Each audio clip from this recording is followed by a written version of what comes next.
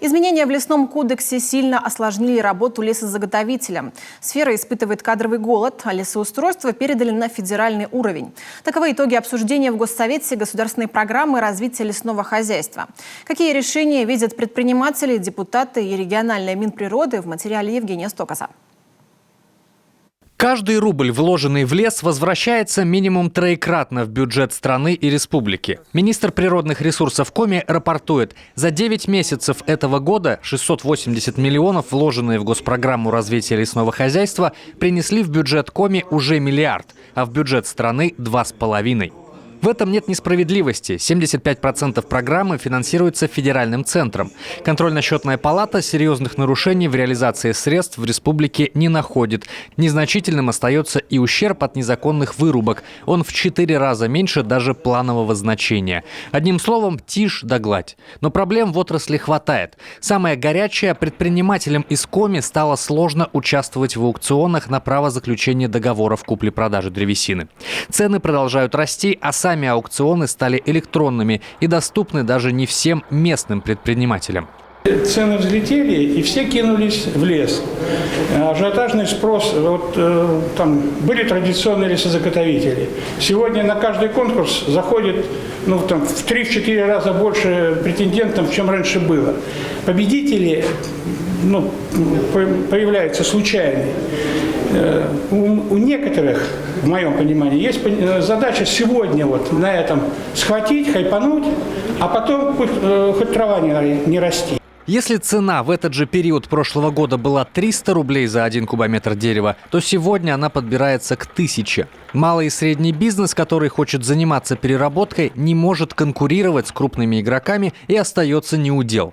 Министерство планирует выйти из этой ситуации через увеличение объемов отвода и таксации лесосек. Сейчас задача попробовать откорректировать данные объемы, то есть попробовать перенасытить немножко рынок за счет дополнительных объемов. Может быть, у нас получится развернуть эту ситуацию в сторону предпринимательства.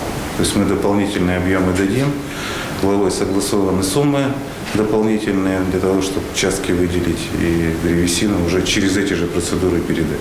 Еще один важный вопрос – лесоустройство. Со следующего года им будет заниматься федерация, что позволит актуализировать данные по состоянию наших природных богатств. Сейчас готовится первый 10-летний план. Министерству предстоит доказать федеральному Рослесхозу, что именно те участки, которые определила республика, должны быть лесоустроены в первую очередь. Другая проблема, одна из острейших в лесном хозяйстве и сейчас, и в перспективе – кадровая. Мы каждый год теряем людей в лесном хозяйстве. Более того, я хочу вам заметить, что значительная часть работников, которые сейчас работает в лесництвах, в пенсионном возрасте. И что мы будем делать, когда все они уйдут? А молодежь, надо сказать вам, никак не рвется на эту работу. Почему? Потому что зарплата оставляет желать лучшего. К сожалению, регион в этом плане мало что может сделать, отвечает министр. Ставки работников лесничеств формирует федерация.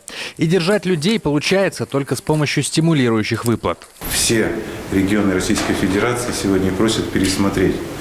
И планируется, что в следующем году за счет увеличения численности непосредственно контрольно-надзорных лесных органов мы сможем фонд оплаты труда все-таки немножечко удерживать в сторону плюса. То есть это не значит, что ставки все будут заполнены, но, по крайней мере, за счет экономии мы сможем немножко повысить заработную плату. Готовится к реализации и программа «Земский лесничий». Все документы в Рослесхозе уже готовы. В следующем году в Минприроды надеются найти на нее финансирование, а запустить, если все сложится, в 2023-м. Общий объем средств госпрограммы развития лесного хозяйства в 2022 году увеличится почти на 20 миллионов и достигнет 923 миллионов рублей. Евгений Стокас, Денис Будрин, Юрган.